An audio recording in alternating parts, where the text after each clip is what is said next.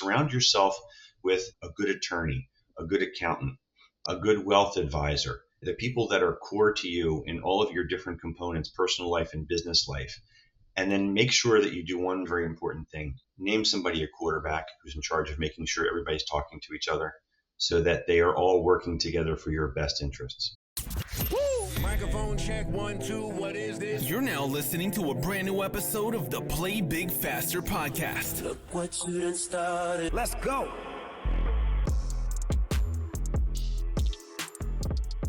Welcome to another episode of the Play Big Faster podcast. I am your host, Scherrie Prince, and in this episode, we are joined by Dave Bookbinder. Dave is a business and intellectual property valuation expert, best-selling author, and also the host of Behind the Numbers podcast. Hey, Dave, how you doing? Hey, Scherrie, great to be here. Thanks for having me. Listen, I love the fact that you do valuation. I work with a lot of startups and small businesses, and it's always interesting when I'm talking to a founder and we're talking about the value of their business. They may have been there 30 years and they want to 30x whatever they're asking for on the asking price. And we know that it doesn't work like that all the time. Yeah, very rarely. And I serve the same community throughout my career. And what I found in working with business owners and entrepreneurs, unfortunately, they rely on two valuation methods. One is the back of the envelope method, and the other one is the back of the napkin method. And honestly, neither of those will give you the right answer. So tell me, how did you get into this space? You hear about little kids growing up, I want to be a doctor, I want to be a dentist. I don't know that I've ever heard anyone say they want to be a valuation expert. Hey, maybe now they do because Shark Tank made valuation sexy, or at least I like to think it did, because it brought the word valuation into our living rooms. And even my kids ask, don't you do something around valuation, Dad? But to your point, I never intended to be a valuation analyst. I was going for my master's degree in finance some time ago and was learning about valuation concepts and looking at job ads on the university job boards, and happened to see a consulting role that was open for a company that did valuation consulting, and it sounded a lot like what I was learning in grad school, and thought that might be interesting. So that's how I got my foot in the door. So is there one main framework that you start with when you're looking at valuing a business? In terms of methodologies and how you value a business, is that what you're asking? Yeah. So there's three classic approaches to value a company. One is an asset-based approach. I'm not going to get super technical here. If you want to, we'll take a deeper dive. But asset-based approach is really generally used for companies that either are very asset-heavy. So think real estate company, right? Real estate holding company where the value of properties may be depreciated, but the fair market value of those properties are worth multiples of what book value is. The other flip side for an asset approach is if you've got a company that's going through liquidation. So where they're selling inventory at, say, 10 cents on the dollar. But generally speaking, for a going concern operating company, we don't really focus much on the asset-based approach. We rely on two other approaches. First one's a market-based approach. And I think everybody can relate to this. If you've bought a home or sold a home, you've contacted your realtor, and the first thing they give you is a set of comps, right? Whatever their homes sold for in the neighborhood. And then they make adjustments for square footage, number of bathrooms and bedrooms, proximity to shopping, things like that. It's the same thing in the business valuation world. We'll develop a set of comps in the form of guideline companies or guideline transactions. And depending on the size of the company that we're working with, we'll try to use both of those approaches. Guideline transactions, what have businesses sold for recently that are in your space, that are in your industry? Each business that transacts where there's disclosure, they trade at multiples of sales, earnings, EBITDA, things like that. Then there's the other method where I refer to the guideline companies. So the concept there is if I can't invest in your privately held company, I could participate in the industry, get the upside, and also take the downside risk by owning a basket of publicly traded companies that are in that general space. So each of those public companies, they're guideline companies. We used to call them comparables years ago, but nothing's really truly comparable. They're guidelines. And each of them trades, again, at multiples of sales and earnings and EBITDA. So those are the various multiples that we look at. Third approach is an income-based approach where we look at it from a discounted cash flow method. The idea here really is that the valuation is forward-looking, Scherrie. It's great to know what we did last year, and it's good to know what we're going to do next year. But what do the next 3, 4, 5 years look like? What's revenue growth? What's margin expansion look like? So we capture all those future economic benefits and bring them back to today's dollars at an appropriate risk rate. So those are the three ways we look at valuing a business. So, in this transaction, who is your client? Is your client the buyer, the seller? Is it lender who has hired you to come on and look at the value? Who are you primarily working with? Yeah, all of the above, because there's so many reasons why companies need valuation. You've alluded to a couple of them. So lending is one, merger and acquisition transactions. We help buyers, we help sellers. We also help in allocating the purchase consideration in a transaction across the intangible assets of a company. We work with lawyers. We work with business owners, folks who are gifting shares to their kids or grandkids, for example, for estate planning purposes. Owners that are working with partners for buy-sell agreements. There's a whole host of reasons why companies need valuation. Dave, I love this. And there are so many questions. I know we're time barred here. So I'm here for hopefully, you. I'm here for you. look, tell me this. We're going to put a pin in this. You have Yeah. a podcast. So I Yes. know some of these things you answer on your podcast. Tell us a little bit about your podcast and what you guys are doing over there. Yeah, sure. Thank you for that. So the show is called Behind the Numbers, and I'm really lucky. Listen Notes says we're in the top 3% of shows globally, and we're listened to in more than 100 countries. When I dropped my first book, I got invited to be a guest at a network called RVN Television, and the owner thought that I was an interesting guest and asked me if I would like to host a show. And folks who know me will tell you that I'm basically a drink and a microphone away from being a game show host. So when the opportunity came to be a talk show host, I thought that's a great thing to do. So let's have some fun with it. Awesome. So next time I should bring drinks is what you're saying if we have our next interview. Good deal. So you mentioned that your first book. How many books do you have and where can we find them? Yeah, so there's two books. I didn't intend to write either one of them. If you ask me, Dave, would you ever want to write a book? The answer is God, no, it's way too much work. But the funny thing is, the first book is called The New ROI, Return on Individuals. And it was a passion project for me, Scherrie. So in valuing companies and their intellectual property assets for as long as I have done that, one of the IP assets or intangibles that I valued was human capital.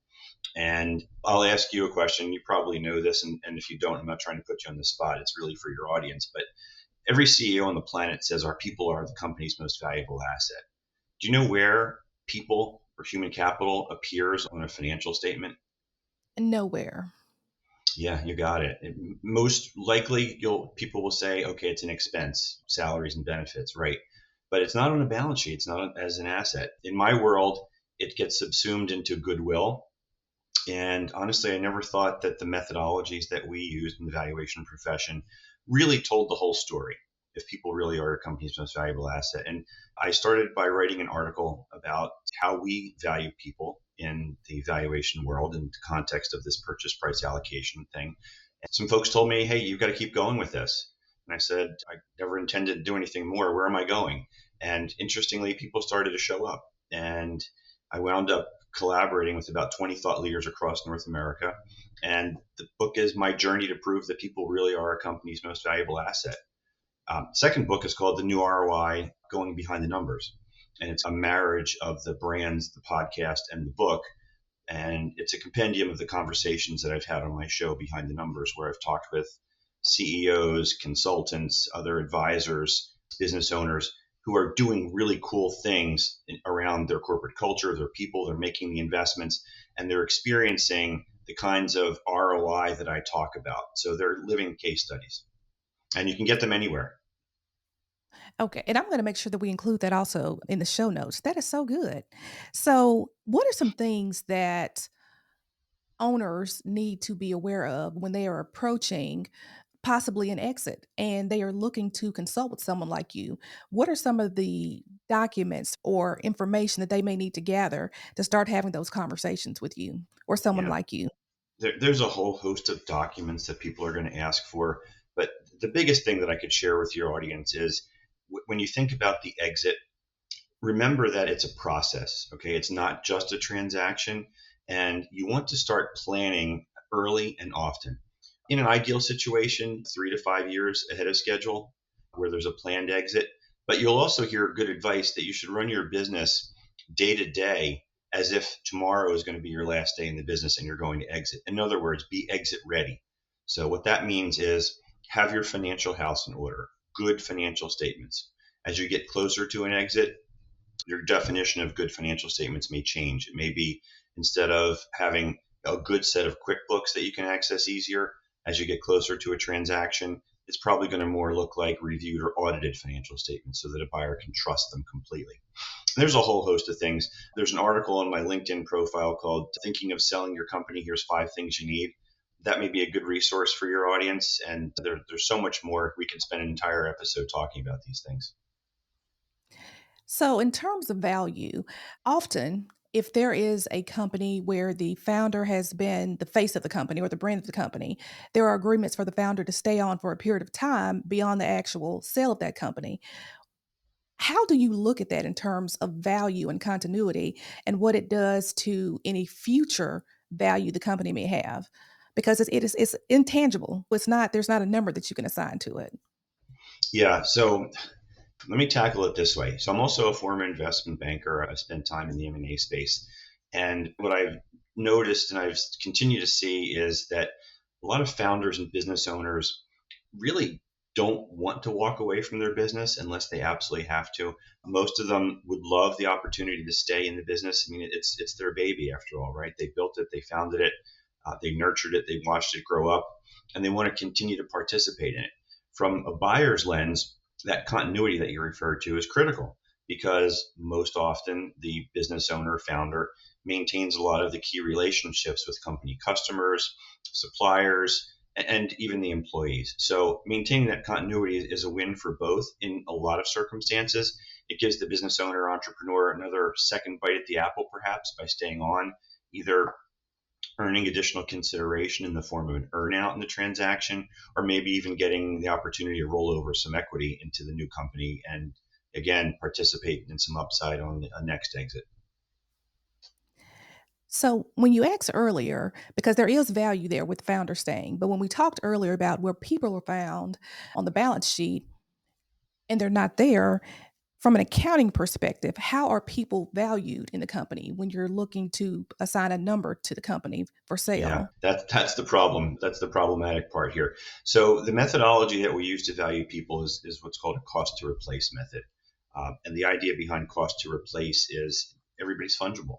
So if we have an accountant, for example, and they're paid $70,000 a year, we could replace that person with any other accountant, pay them $70,000 a year, train them, get them up a learning curve, maybe incur a headhunter's fee, and they'll be just as good as the person that we're replacing.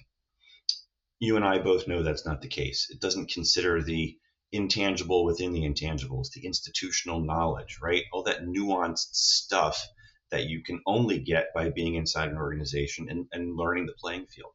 So that's how we value people in terms of how they wind up on the balance sheet. So in this purchase price allocation, where we're allocating the value of the transaction to the intangible assets of the business, we start by working with what's called the identifiable intangibles. And the usual suspects are things like trade name, customer relationships, non-compete agreements, patents, technology, all that sexy stuff. We value the workforce in that manner I just described to essentially calculate a rental charge against another one of those assets. Let me explain that. So for example, if we're valuing a customer relationship asset, the idea there is you can't have a good customer relationship asset unless you have a workforce servicing that customer relationship. So we charge a rent against the cash flows that are ascribed to the customer relationship value. And that's how we utilize the value of the workforce. And then the workforce value gets subsumed into goodwill. So if someone engaged someone like you, we're thinking, like you said, every day that we may exit and we need to start planning 3 years ahead. But the actual engagement, generally, how long is that from the time you start working on a transaction that someone, like it's a 6 month thing? So if I called and said, hey, I'm looking to sell my business, should I be prepared to work with you 3 months, 6 months, 9 months? What does that generally look like? Truthfully, it depends. It really depends on everybody's facts and circumstances, depending on where they are in their process. We've got clients that are in the early stages of contemplating and recognizing that they need to be prepared for an exit. And that process can take a couple of years. And it's not only including getting their financial house in order and working with them to help them grow the value of their business because they want to get to a certain tipping point in terms of value where it makes more economic sense for them to think about the exit necessarily, but also getting them coached up and ready mentally and prepared for what the management meetings are going to be like, what life is going to be like if you're no longer with your company and you do go about the exit process. So that's a several year process. The flip side of that is I recently just helped a client who came to me and said, look, I'm talking with somebody who's making some interesting noises about acquiring us. What can we do? And in that circumstance, in a matter of just basically 2 weeks, we were able to pull together some information for them that was able to be tailor made for them, not cookie cutter stuff, but tailor made to satisfy exactly what they needed. It wasn't overkill. It was the Goldilocks answer to what they needed for this particular exercise. And speaking of custom solutions, does it matter if you are a brick and mortar company versus e-commerce? Are there some issues that are unique to e-commerce companies? Because right now we're in the digital age, and after COVID, everyone's a coach. So you have all these new coaches and digital creators. Is there a difference in the way that you approach it? No, the methods I described to you generally apply across the board. There's certain industries that may be a little bit more nuanced, like cannabis, for example, or crypto. But generally speaking, business is about cash flow. So what does sales look like? What do margins look like? What does growth look like? That's really what investors are willing to pay for. Okay, and you mentioned crypto. I didn't even think of that. What are some things that may be different when you're evaluating crypto? I'll be honest with you, that is not my wheelhouse. So I know enough about it to be dangerous, but that's not an area that I play. Crypto and cannabis are probably the only two industries I've never touched. Yeah. And I mean, there are so many nuances, and even from state to state with the way that they're handled in terms of cannabis. I don't know about crypto. I'm assuming Yeah. crypto, there's universal stuff. Yeah. But good Cannabis deal. has actually evolved over the years and it's gotten more. So, are there any considerations about company culture, or is that just that you consider when looking at valuation? Now you're hitting me in my soft spot. I believe it's all about company culture because that's the whole premise of the new ROI, return on individuals. And it starts with leadership, and everyone's trying to get discretionary effort. They want their employees to go above and beyond. And the only way you can really do that is if you have an engaged workforce. And I don't know if you're aware, but Gallup's been doing surveys of employee engagement across the US basically forever. And unfortunately, the needle hasn't really moved much. Roughly 1/3 of the workforce in the US is engaged. 7 out of 10 people are checked out at work every day. Think about that. 7 out of 10 are coming into the office every day, doing the bare minimum or worse, thinking about how they're going to exit your company. So if you can get people rowing in the right direction and in the same direction, that's where you start to see the magic of discretionary effort. And that's where you start to see the economic benefits. You get to see reduced turnover. That's real money. You get to see your employees become brand evangelists. That helps in recruitment and retention. And that's when you also start to see things like increased sales, increased profitability because people are innovative. And you don't have to just take my word for it. There's a lot of empirical data that I point to in my books, and it's even an investable strategy. So if anybody in your audience actually believes as much as I do to my core that your people really are your most valuable asset, you can put your money where your mouth is and participate in mutual funds essentially that are investing in companies that are doing the right things for their people. So, Dave, here is the toughest question you will have on the podcast. Uh-oh. If you had one piece of advice to share with an entrepreneur on how to play big faster, what would it be? That is such a loaded question, Scherrie, because you're right. It's a tough one. There's surround yourself with great people. And I get this from my own experience in working with thousands of companies throughout my career and also interviewing folks on my show Behind the Numbers. And what I'm recommending is get not only just good employees working with you, but surround yourself with we'll call it a personal board of directors, if you will, a good attorney, a good accountant, a good wealth advisor, the people that are core to you in all of your different components, personal life and business life. And then make sure that you do one very important thing. Name somebody a quarterback who's in charge of making sure everybody's talking to each other so that they are all working together for your best interests. Dave, that was so good. Tell us how we can contact you if we'd like to work with you or just get more information about what you do and who you are. Yeah, sure. Thanks for that. There's so many different ways you can find me. If you're interested in the books, you can find them on Amazon or check out www.newroi.com. That's the website for the new ROI, Returning Individuals. There's some biographical info about me there as well. Also, some interesting HR and motivational quotes that you can download. Several of them have been shared around the world many times. So that's fun. You can check out the podcast, Behind the Numbers. It's available wherever you stream. You can also find me on LinkedIn. I'm Dave Bookbinder. And you can also find me at my company's website, which is hfco.com. I am the Executive Director of Valuation Services at Hafley Flanagan. Dave, thank you so much for being with us. Been a lot of fun. Hope we can do this again sometime. Definitely. And until next time, play big faster. Thanks for listening to this episode, and remember to play big faster.